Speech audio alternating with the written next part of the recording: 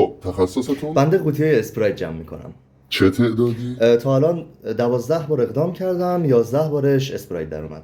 الان میشه ایدون جمع کنی من ببینم؟ بله چرا نمیشه. خبری آمد، خبری در راه اضافه است. به کار نبر. بدون دیالوگ چشم. جمع‌آوری قوطی‌های اسپرایت این که شیشه است آقای نیوفول دار. به خدا همیشه قوطی در میومد، الان نمیدونم چرا اینجوری شدن. استرس گرفتم شاید. خب الان بقیه قوطیاتون رو میشه ببینم؟ جان آره چرا نمیشه؟ آره مثلا برای همین اومدم اینجا. آره بنده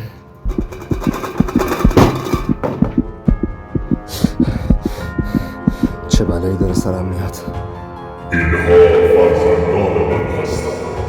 مگه اونا نبودن؟ جواب بده لعنتی.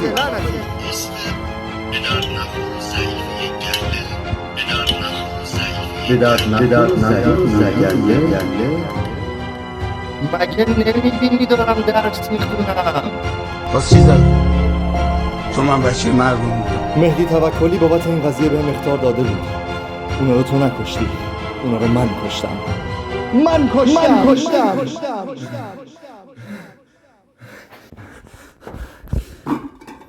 خواب دیدم.